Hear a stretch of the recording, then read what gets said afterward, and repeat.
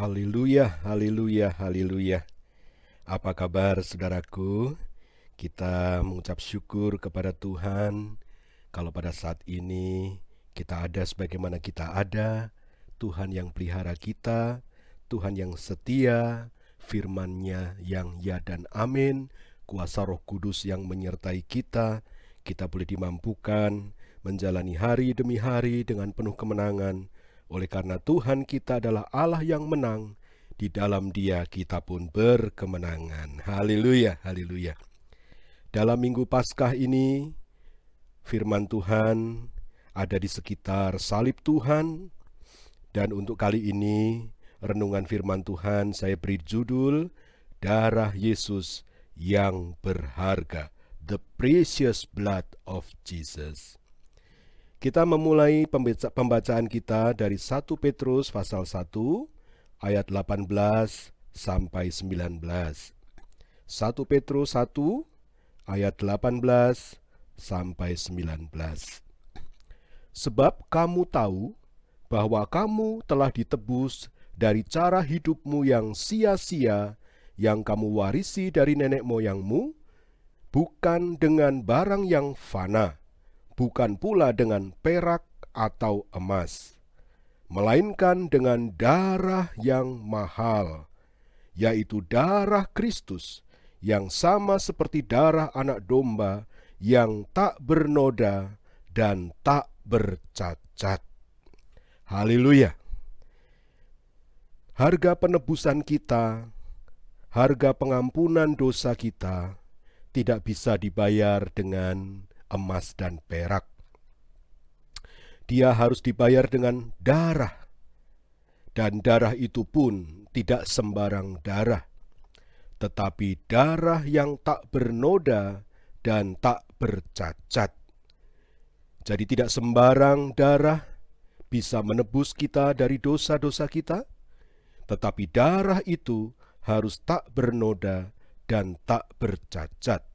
Darah itu disebutkan oleh 1 Petrus 1 ayat 19, darah yang mahal, darah yang berharga, the precious blood of Jesus Christ. Darah yang mahal, darah Yesus Kristus Tuhan. Saudaraku, tidak semua barang benda itu disebut berharga. Keadaan membuat sesuatu benda atau apapun menjadi berharga.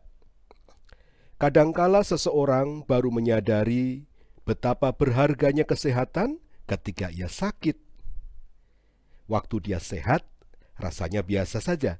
Tetapi ketika dia sakit, apalagi harus terbaring di rumah sakit, apalagi beberapa hari dia harus opnam, dan kemudian dia baru mengenang betapa hari-hari yang kemarin Tuhan memberikan kesehatan itu sungguh sangat berharga. Betapa berharganya hidup tanpa rasa sakit kalau seseorang sudah harus menderita sakit. Kita juga menyadari betapa berharganya makanan ketika pada satu saat tidak ada makanan, ya. Orang yang sangat kehausan akan menghargai mungkin hanya setengah gelas air putih. Bagi dia sangat berharga sebab waktu itu dia sangat haus. Dan seterusnya, dan seterusnya. Jadi mengapa darah Yesus itu dikatakan berharga? Apa yang membuat darah Yesus itu kemudian menjadi begitu berharga? Dosa membuat darah Yesus menjadi begitu berharga. Kita tahu bersama bahwa upah dosa adalah maut. Maut artinya terpisah selama-lamanya dari Allah. Dan kalau Allah itu di sorga, dan seseorang terpisah dari Allah, artinya dia tidak ada di dalam sorga. Dan kalau dia tidak ada di dalam sorga, artinya dia ada satu tempat di luar sorga. Dan hanya ada satu tempat di luar sorga dalam kekekalan, adalah neraka. Dan kalau kita meluangkan waktu sejenak, meskipun tidak mungkin kita membayangkan dengan sempurna bagaimana neraka itu, betapa mengerikannya. Itu adalah lautan api dan belerang, kata kitab Wahyu, di mana iblis dan pengikut-pengikutnya akan dibuang ke sana dan disiksa selama-lamanya. Itu juga disebut sebagai tempat yang gelap, sangat gelap, penuh dengan ratap tangis, dan kertak gigi, artinya begitu berat siksaan. Kemudian kalau kita coba untuk membayangkan harga apa yang bisa menyelamatkan kita dari tempat itu, tidak ada lain adalah darah Yesus. Dan begitu kita membayangkan itu, betapa tingginya nilai darah Yesus.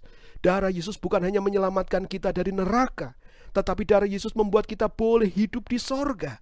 Dan antara neraka dan sorga itu begitu jauh perbedaannya. Kalau kita sekedar tidak dimasukkan ke neraka, mungkin kita juga sudah bersyukur, sebab kita tidak masuk ke dalam siksaan yang kekal. Tetapi ini bukan hanya sekedar kita tidak masuk ke dalam neraka, tetapi bahkan kita boleh masuk ke sorga. Di mana di sorga, Alkitab menceritakan, kita pun tidak bisa membayangkan dengan sempurna. Di sanalah tempat kemuliaan kekal, tempat sukacita kekal. Tidak ada kejahatan di sana, tidak ada duka cita di sana. Sungguh sesuatu tempat yang luar biasa indah. Dan harga apa yang bisa membayar tiket untuk masuk ke sana? Kembali, darah Yesus. Darah Yesus, itulah harga yang begitu mahal bagi mereka yang tidak mau masuk ke neraka dan bagi mereka yang mau masuk ke surga di dalam kekekalan. Oh haleluya, puji Tuhan untuk darah Yesus. Bagi mereka yang tidak memerlukan keselamatan, darah Yesus kelihatan biasa saja. Bahkan mereka menolak darah Yesus. Tetapi kalau kita kembali mengingat betapa darah itu membawa perbedaan. Waktu terjadi 10 tulah di Mesir, bagaimana tulah yang ke-10 adalah puncak dari tulah itu, yaitu kematian anak-anak sulung. Maka harga yang mahal yang menyelamatkan seluruh Israel dari kematian adalah darah anak domba. Darah itu bagi orang Mesir tidak ada harganya. Mereka tidak merespon. Mereka tidak mendapat pewahyuan tentang darah itu. Itu sebabnya tidak satu rumah pun di Mesir yang dioles dengan darah Paskah, tetapi hanya rumah-rumah orang Israel yang rumahnya dioles dengan darah Paskah. Dan ternyata darah itulah yang membedakan nasib dari dua kelompok ini. Seandainya orang Mesir tahu bahwa darah itulah yang akan membedakan nasib, maukah mereka untuk menerima darah itu? Maukah mereka untuk mengoleskan darah itu di ambang pintu rumah-rumah mereka? Sebab malaikat hanya melihat satu tanda. Di mana ada tanda darah itu, maka malaikat maut tidak akan masuk ke rumah itu. Dan maut tidak terjadi di rumah itu. Dan tidak ada kematian di rumah itu. Oh betapa berharganya darah Yesus bagi orang percaya. Oh betapa berharganya darah Yesus bagi kita yang merindukan keselamatan, bagi kita yang membutuhkan pengampunan dosa. Haleluya, haleluya. Alkitab mengajarkan bahwa tanpa penumpahan darah tidak ada pengampunan dosa. Ibrani 9 ayat 22. Ibrani 9 ayat 22. Dan hampir segala sesuatu disucikan menurut hukum Taurat dengan darah. Dan tanpa penumpahan darah tidak ada pengampunan. Tanpa penumpahan darah tidak ada pengampunan. Jadi darah itu menjadi begitu berharga ketika urusannya adalah pengampunan dosa. Darah Kristus sangat berharga. Sangat berharga karena kuasanya untuk menebus kita dari dosa. Kita tidak ditebus dengan perak atau emas, tetapi dengan darah Kristus yang mahal itu. Haleluya. Paulus berpesan kepada para penatua gereja di Efesus di dalam Kisah Rasul pasal 20 ayat 28. Kisah Rasul 20 ayat 28. Karena itu jagalah dirimu dan jagalah seluruh kawanan, karena kamulah yang ditetapkan Roh Kudus menjadi penilik untuk menggembalakan jemaat Allah yang diperolehnya dengan darah anaknya sendiri.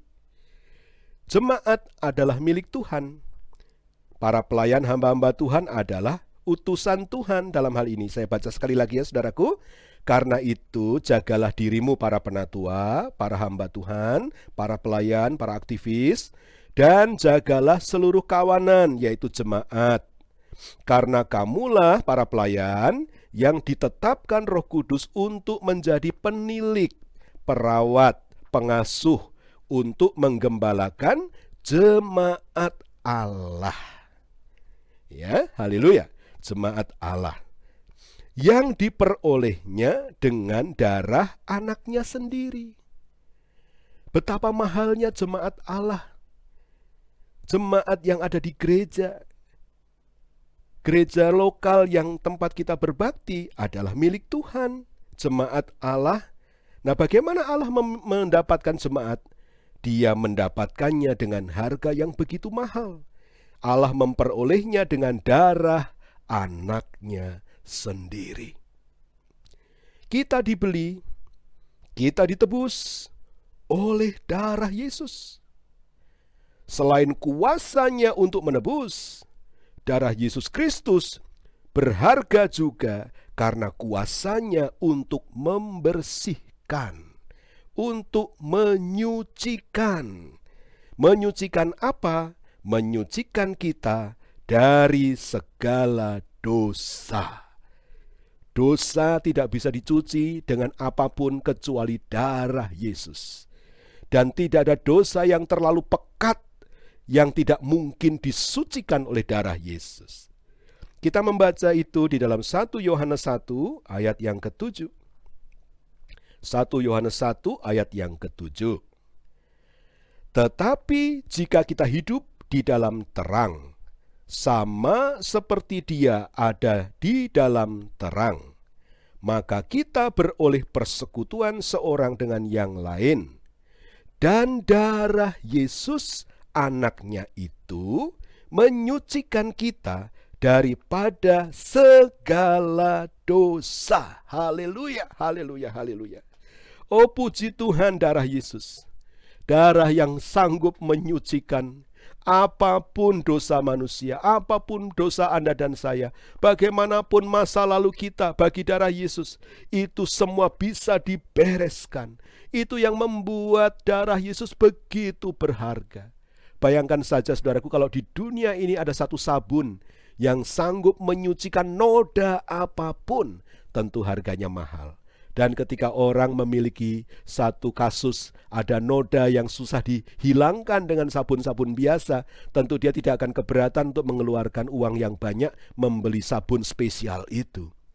Tetapi untuk dosa, tidak ada satu sabun pun di dunia ini yang sanggup untuk menyucikannya.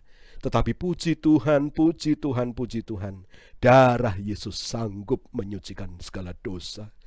Darah Yesus sanggup menyucikan dosamu dan dosaku. Jangan ada seorang pun di antara kita yang merasa bahwa kita terlalu berdosa sehingga Allah tidak sanggup untuk menyucikan, terlalu berdosa sehingga Allah tidak sanggup untuk mengampuni. Oh saudaraku, darah Yesus lebih dari sanggup untuk menyucikan dosa saudara dan dosa saya. Seberapa besarnya dosa itu, bagi darah Yesus itu cukup. Darah Yesus lebih dari cukup untuk menyucikan dosa-dosa kita. Katakan haleluya saudara, haleluya. Jadi mari bangkit. Di dalam Yesus kita diampuni, di dalam Yesus kita dicuci, di dalam Yesus kita disucikan, sehingga kita boleh berkenan di hadapan Tuhan. Haleluya. Lupakan masa lalumu saudaraku. Allah juga sudah melupakan masa lalumu. Itu sudah tidak ada di dalam kitab Allah, sudah dihapuskan oleh darah Yesus. Mari kita fokus hari ini dan ke depan, kita hidup berkenan di hadapan Tuhan. Puji Tuhan. Ayat ini, yaitu 1 Yohanes 1 ayat 7, mengatakan bahwa darah itu, darah Yesus itu menyucikan kita daripada segala dosa. Garis bawahi kata segala dosa. Haleluya. Dalam kitab Wahyu pasal 1 ayat yang kelima, kitab Wahyu pasal 1 ayat yang kelima, di sana dikatakan, bagi Dia, Yesus, yang mengasihi kita dan yang telah melepaskan kita dari dosa kita oleh darahnya. Di dalam King James Version, kata melepaskan adalah wash. Kita tahu wash artinya mencuci. Jadi ayat ini kita boleh baca begini, bagi Dia, Yesus, yang mengasihi kita dan yang telah mencuci kita dari dosa kita oleh darahnya. Haleluya. Kita telah dicuci dalam darah dan telah dibersihkan oleh darah. Darah siapa? Darah Tuhan Yesus Kristus. Saudaraku, itulah mengapa nanti kita di sorga, kita hanya memuji, menyembah Dia. Kita hanya mau melayani Dia selama-lamanya.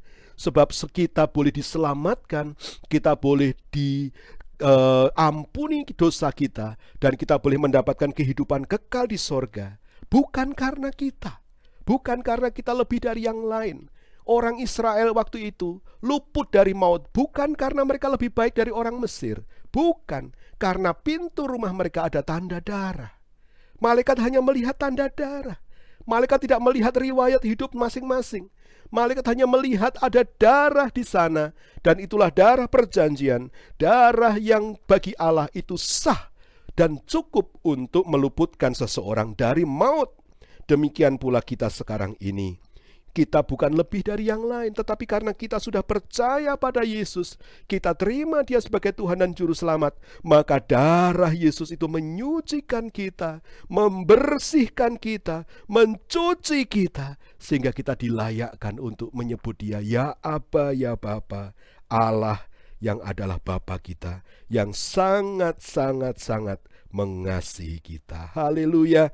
Mari saudaraku, pompa semangatmu, pompa sukacitamu. Ingatkan dirimu bahwa Yesus mengasihimu. Yesus telah menebus engkau dengan darahnya sendiri, dan Dia mau tinggal bersama-sama kita sampai kepada kekekalan, karena kita adalah gerejanya, umat ketebusannya yang diperoleh oleh penumpahan darahnya sendiri. Haleluya, haleluya, haleluya. Sebagai gereja yang hidup dalam perjanjian baru, kita memiliki perjanjian yang lebih baik, yang dibangun berdasarkan janji yang lebih baik. Itu kita bisa baca di dalam Ibrani pasal 8 ayat yang ke-6. Ibrani 8 ayat yang ke-6, ya. Saudara bisa baca sendiri. Di bawah hukum perjanjian lama, darah hewan yang tak bercacat yang ditumpahkan. Hewan-hewan ini adalah gambaran dari anak domba Allah, yaitu Yesus Kristus sendiri. Dan itu digenapi di dalam perjanjian baru. Karena ayat di atas, ayat 1 Petrus 1 ayat 18 sampai 19, terutama ayat 19 mengatakan bahwa darah Kristus itu sama seperti darah anak domba yang tak bernoda dan tak bercacat. Di dalam ayat 19 ini ada perjanjian lama, ada perjanjian baru. Bagian perjanjian lama adalah darah anak domba yang tak bernoda dan tak bercacat. Itu ada di dalam hukum Taurat. Digenapi di dalam perjanjian baru, dijelaskan dalam ayat yang sama, yaitu darah Kristus. Haleluya. Darah Kristus menggenapi tuntutan hukum Taurat yang waktu itu dilambangkan darah anak domba yang tak bernoda dan tak bercacat. Jadi, bagi kita yang hidup di perjanjian baru saat ini, kita hidup dalam penggenapan dari gambaran itu. Jadi apa yang kurang, saudaraku? Penebusan oleh darah Yesus adalah penebusan yang sempurna dan tuntas. Itu sebabnya di kayu salib Tuhan Yesus berkata, sudah selesai, sudah genap. Yang dihukum Taurat sudah digenapi, dan untuk itu karya penebusan sudah selesai, sudah tuntas. Haleluya, haleluya, haleluya. Hewan-hewan yang ada di dalam perjanjian lama adalah gambaran dari anak domba Allah, yaitu Tuhan Yesus Kristus, ya. Itu sebabnya hewan itu yang dipersembahkan tidak boleh ada noda, tidak boleh ada cacat, tidak boleh ada sakit atau apapun, ya, karena itu menggambarkan Yesus yang sempurna. Karena ayat di atas berbicara tentang anak domba yang tak bernoda dan tak bercacat. Namun darah hewan korban ini hanya menutupi dosa manusia. Saya ulang. Namun darah hewan yang dikorbankan selama perjanjian lama itu hanya mampu menutupi dosa manusia. Darah itu tidak mampu membersihkan dosa. Darah itu tidak mampu membersihkan dosa. Itulah sebabnya orang Yahudi harus terus menutupi. Setiap kali mereka berbuat salah harus segera ditutup dengan penumpahan korban bakaran atau korban keselamatan, ya, korban untuk menebus dosa. Terus diulang. Setiap 1 tahun sekali imam besar masuk ke dalam kemah suci untuk mempersembahkan korban pendamaian bagi seluruh umat Israel. Setiap tahun diulang. Kenapa? Karena memang hanya tertutup, belum dibersihkan, belum tuntas. Jadi harus selalu ditutup, ya. Dosa-dosa mereka hanya ditutupi, tidak dibersihkan. Misalnya sebagai contoh, ya, kalau kita menumpahkan tinta hitam, ya, tinta yang warna hitam di atas benda yang berwarna hitam, maka itu tersamar, ya saudaraku, ya, tidak kelihatan seolah-olah bersih, padahal kita tahu betul bahwa tinta itu ada di situ. Kebetulan dia warnanya hitam di atas permukaan yang berwarna hitam, jadi tidak kelihatan. Tetapi kita tahu bahwa itu belum bersih, itu masih ada di sana. Demikian pula cara kerja bagi penebusan pada perjanjian lama. Darah hewan itu hanya bisa menutupi, tidak bisa menyucikan. Tetapi berbeda dengan darah Yesus. Darah Yesus mencuci, membersihkan. Ya, puji Tuhan. Satu hal yang membuat perjanjian baru jauh lebih baik daripada perjanjian lama adalah bahwa Dia, Yesus, Allah, telah mencuci kita, membersihkan kita. Dosa itu sudah hilang, tidak ada lagi bekasnya. Bahkan Allah tidak mengingat-ingatnya kembali. Oh, haleluya. Itu sebabnya karya penebusan Yesus hanya sekali untuk selama-lamanya. Cukup untuk menebus dosa manusia. Ya, haleluya, termasuk dosa-dosa kita. Dan puji Tuhan, kita sudah ada di dalam Tuhan Yesus. Jadi dosa-dosa kita, masa lalu kita yang berdosa telah lenyap, telah tidak ada lagi. Jangan diingat-ingat lagi, saudara, sebab Tuhan juga sudah tidak mengingatnya. Haleluya, puji Tuhan. Nah, kitab Ibrani juga merinci sifat pembersihan, penebusan oleh darah Yesus. Ya, kita membaca di dalam Ibrani 9 ayat 11 sampai 14. Ibrani 9 ayat 11 sampai 14.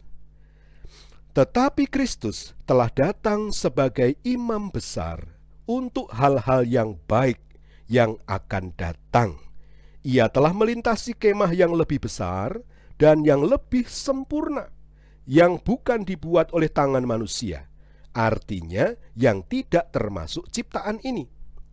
Dan ia telah masuk satu kali untuk selama-lamanya ke dalam tempat yang kudus, bukan dengan membawa darah domba jantan dan darah anak lembu, tetapi dengan membawa darahnya sendiri. Dan dengan itu ia telah mendapat kelepasan yang kekal. Saya ulang, dan dengan itu ia telah mendapat kelepasan yang kekal. Haleluya, haleluya. Itu sebabnya orang di dalam Yesus juga mendapatkan kelepasan yang kekal. Yesus sudah mendapatkan hal itu dengan darahnya sendiri. Ayat 13. Sebab jika darah domba jantan dan darah lembu jantan dan percikan abu lembu muda menguduskan mereka yang najis, sehingga mereka disucikan secara lahiriah, betapa lebihnya darah Kristus, betapa berharganya darah Kristus, yang oleh Roh yang kekal telah mempersembahkan dirinya sendiri kepada Allah sebagai persembahan yang tidak bercacat, akan menyucikan hati nurani kita dari perbuatan-perbuatan yang sia-sia, supaya kita dapat beribadah kepada Allah yang hidup. Haleluya. Kalau darah domba, darah lembu di perjanjian lama hanya menyucikan umat Israel secara lahiriah, dosa yang ada di dalam hati hanya ditutup secara lahiriah. Tetapi beda dengan kita yang hidup dalam perjanjian baru, sebab Tuhan Yesus sudah menggenapi nubuatan tentang anak domba Allah itu, yaitu dirinya sendiri. Dan kali ini dia menghadap Allah bukan dengan darah binatang, tetapi dengan darahnya sendiri. Maka darah Yesus itu kenapa berharga? Sebab dia sanggup menyucikan hati nurani kita. kita. Haleluya, haleluya. Bukan lahiriah tetapi rohaniah. Sehingga kita dilahirkan kembali menjadi ciptaan yang baru. Ciptaan yang baru itu adalah benih ilahi yang tidak berdosa, membebaskan kita dari perbuatan yang sia-sia, sebab yang sia-sia telah hilang. Yang sia-sia telah hilang dan kita diganti dengan yang baru. Kita menjadi satu ciptaan yang baru di dalam Tuhan Yesus, dan yang baru itu tidak sia-sia. Haleluya, haleluya, haleluya. Itu sebabnya darah Yesus begitu berharga, sebab sanggup untuk melahirkan seorang manusia kembali di dalam air dan roh. Dilahirkan dari Allah sendiri, yaitu kelahiran baru yang dikerjakan oleh Tuhan sendiri. Puji Tuhan. Sekali lagi, darah Yesus Kristus sangat berharga karena kuasanya untuk menyucikan kita. Dengan darahnya, Yesus telah membersihkan hati nurani kita dan membuat kita bersih dari dalam. Kalau dalamnya bersih, keluarnya bersih. Ya, haleluya. Dan kita boleh menghidupi satu kehidupan yang baru. Haleluya. Kita lihat 1 Yohanes 1 ayat 7 kembali. 1 Yohanes 1 ayat 7 tadi. Tetapi jika kita hidup di dalam terang, sama seperti Dia ada di dalam terang, maka kita beroleh persekutuan seorang dengan yang lain. Jadi tandanya seseorang hidup dalam terang adalah bersekutu. Jadi nggak ada tuh anak Tuhan yang katanya sudah lahir baru, hidup dalam terang tapi menyendiri, sendiri. Kalaupun toh ke gereja ya sendiri, datang sendiri, pulang sendiri, dan tidak ada satu kehidupan persekutuan dengan saudara seiman. Saudaraku, mohon dicermati ayat ini. Saya ulangi lagi. 1 Yohanes 1 ayat 7. Tetapi jika kita hidup di dalam terang, sama seperti Dia ada di dalam terang, maka kita beroleh persekutuan seorang dengan yang lain. Dan darah Yesus anaknya itu menyucikan kita daripada segala dosa. Jadi ada urutannya, hidup dalam terang, bersekutu dengan saudara seiman, dan ada penyucian oleh darah Yesus. Lain kali kita mendalami ayat ini jika Tuhan berkenan, tetapi sekarang kita sampai situ dulu. Nah, Yohanes atau Rasul Yohanes tidak menulis surat ini untuk orang berdosa. Surat ini ditujukan bukan untuk orang yang dalam kegelapan. Yohanes tidak menulis surat ini kepada dunia. Dia menulis untuk gereja karena dia berkata, jika kita hidup di dalam terang. Jika kita hidup di dalam terang. Orang berdosa dan orang dunia tidak hidup dalam terang. Tapi ada orang percaya yang tidak hidup di dalam terang, dalam artian dia tidak hidup dalam persekutuan dengan saudara-saudara seiman. Dia tidak berfungsi sebagai anggota tubuh Kristus. Dan di sini nanti ada bahaya dosa, ya, ada bahaya dosa yang tidak disucikan. Mari kita lihat lebih jauh. Jika kita hidup di dalam terang, seperti Yesus di dalam terang, kita beroleh persekutuan seorang dengan yang lain. Jika kita keluar dari persekutuan dengan saudara-saudara seiman, kita tidak lagi hidup di dalam terang.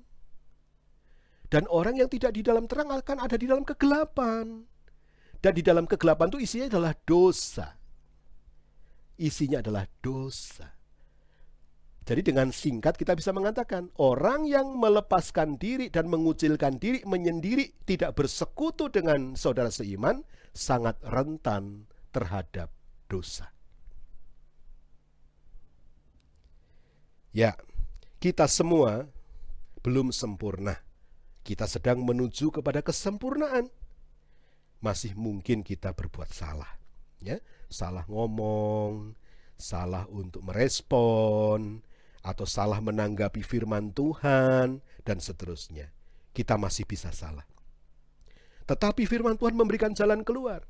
Kalau darah Yesus sudah menyucikan kita dari dosa-dosa kita yang lama, dari hidup kita yang lama, dan kita sudah diampuni, dicuci, disucikan, dibenarkan. Tetapi setelah kita dibenarkan, bagaimana dong kalau kita berbuat dosa? Dalam artian tidak sengaja kita telah berbuat dosa.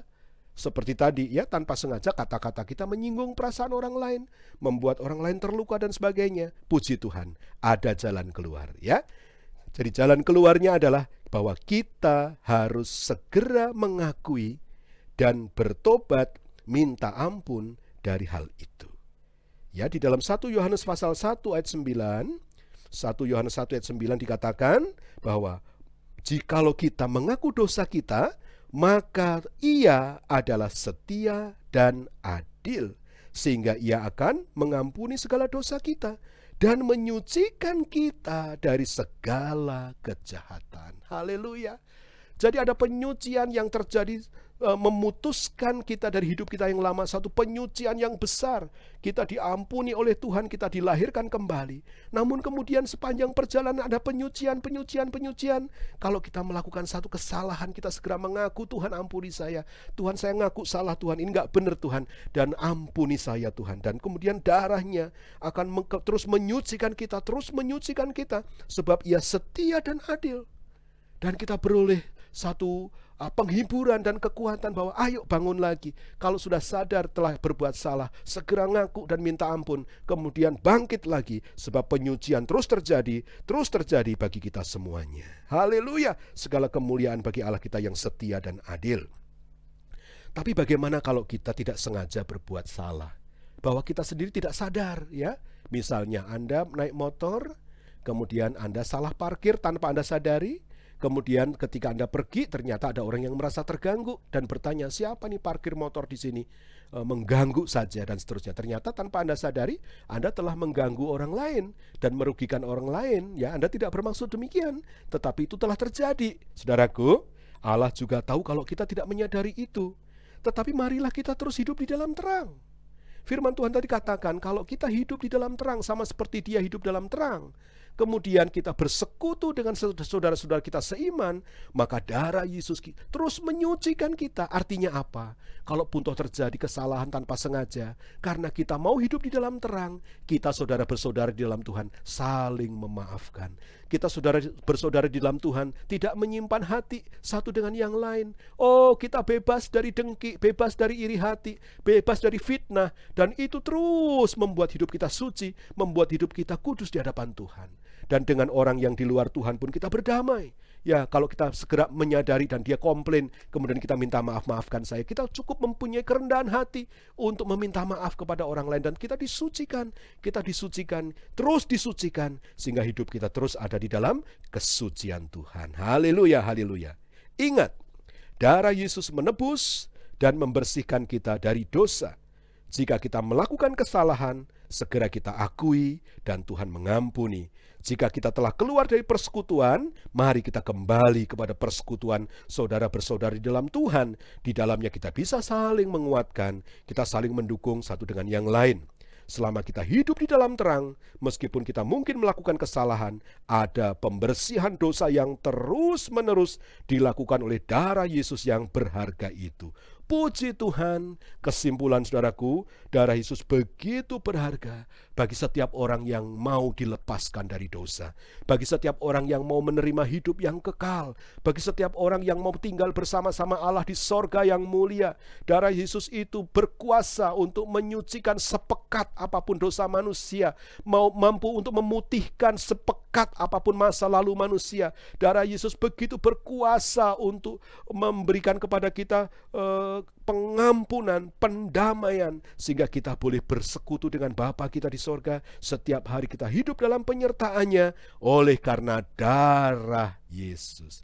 Betapa bersyukurnya kita untuk darah Yesus, darah yang berkuasa, yang menyelamatkan kita sekali untuk selama-lamanya, karena itu adalah darah yang sempurna. Puji Tuhan, Tuhan memberkati kita tetap hidup di dalam terang, karena Dia juga ada di dalam terang. Tuhan memberkati. Haleluya. Amin.